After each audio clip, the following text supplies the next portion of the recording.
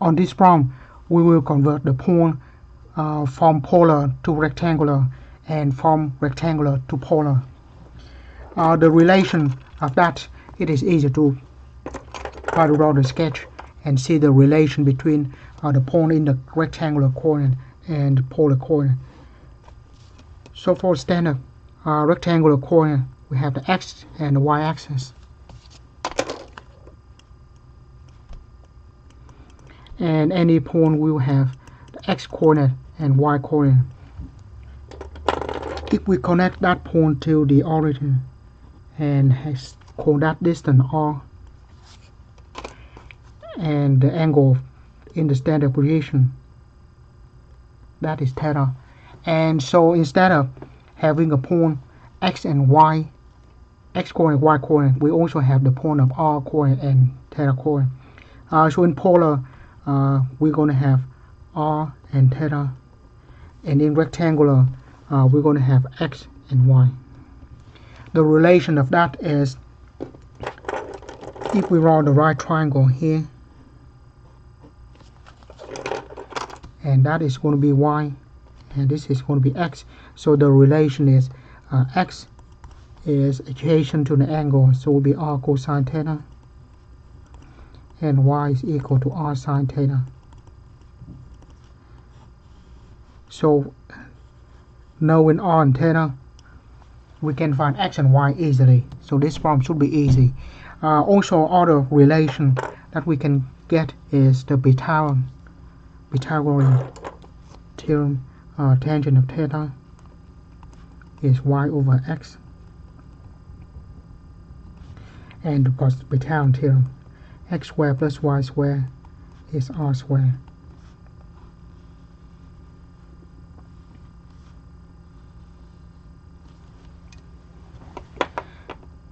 Right. And put all of this together, and I'm going to put the asterisk here because this requires some special attention when we find the theta. We'll see that in a minute. The first one should be straightforward. This is r and this is theta, so we have x equal r cosine theta. Negative 2 is for r cosine of negative pi over 6. Negative pi over 6 is negative square root of 3 over 2. I should choose an easier number, but anyway, so it will be negative 2 square root of 3 cosine of negative pi over 6. This will be somewhere in here. That will be positive square of 3 over 2. Cosine the x value, so it's still positive. So that is negative square root of 3. And then y equal to r sine theta, negative 2 times sine of pi over 6. Negative pi over 6 is negative 1/2. It's negative 1/2, so that gives us x is equal to 1. I mean y is equal to 1.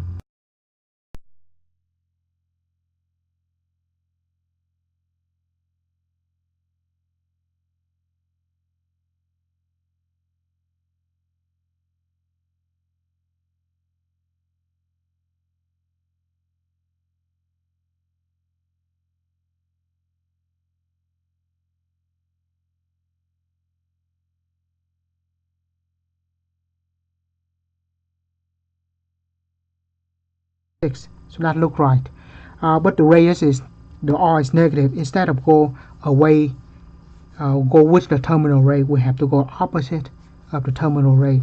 Again, because of the negative, we cannot go with the terminal rate. We have to go the opposite direction. So that's why we land in this point, which is negative square root of 3 for x and 1 for y.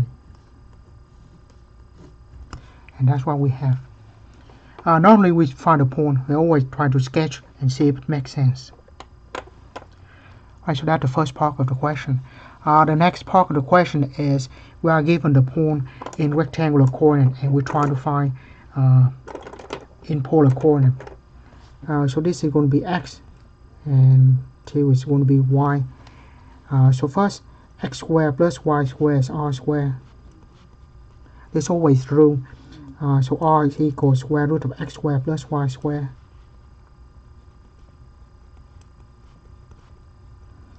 And we have square root of 8, or 2 square root of 2. This part is easy. And then we will find the theta. We have tangent of theta is y over x. Y is 2 over negative 2, which is negative 1. So we find tangent of theta is tangent inverse of negative 1. Right? Tangent inverse of negative 1. It should be in this quadrant. So the angle is negative pi over 4. Right. It's good and all, but we have to check. On this one, we have x is negative 2 and y is 2. So actually, this point is in the second quadrant. So either we're going to change the radius, the r to negative, or we have to do something with the angle. So since this is negative pi over 4, when we go down like this, we're going to go half revolution back. So we're going to add pi to it. So if we're going to have to add a pi to it, we have 3 pi over 4. The reason that we have to add a pi to it because so we will have the point in the correct quadrant. So theta actually is equal to 3 pi over 4, and r is still square root of 2 over 2. So if we write out the point, will be 2 square root of 2 for the radius for r, and 3 pi over 4 for the angle. So that's what we have. So that's why we put the asterisk here. Make sure that theta is in the right quadrant. If not, we're going to add a pi to it just to go to the correct quadrant. Right. Same thing here on this one. X is equal to 1. I just say x equal to 1, and y is square root of 3. X squared plus y squared equal to r squared. So r equal to square root of x squared plus y squared.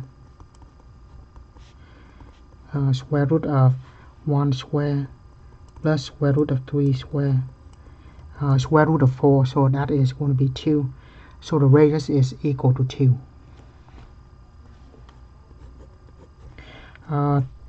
Tangent of theta is equal to y over x, square root of 3 over 1. Then we find theta is the tangent inverse of square root of 3. Tangent inverse of square root of 3, that is going to be 60 degrees, or pi over 3. Right, let's see if it is correct. First, we will plot in the rectangular coordinate x equal to 1 and y equal to square root of 3. So that point look like, actually it is in the first quadrant, so we don't have to worry about the sign. And we have pi over 3, which is in the correct quadrant as well. So that is the correct answer. We do not need to add a pi like the previous one. So the angle is good, the radius obviously good. So the point is going to be 2 for the rate for r, and pi over 3 for theta, and that's what we have. Let me zoom out to see the whole problem.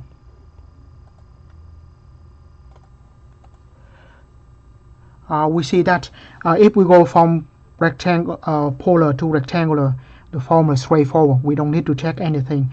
X is r cosine theta, y is r sine theta. That's straightforward. If we go back from the rectangular to polar, that could be a problem because the polar coordinate has many representations. Just pay attention on where we find the angle. If it's not in the correct quadrant, we have to add a pi to it to go to the correct quadrant. If it is in the correct quadrant, That's good. We don't need to do anything else. So that's what we have.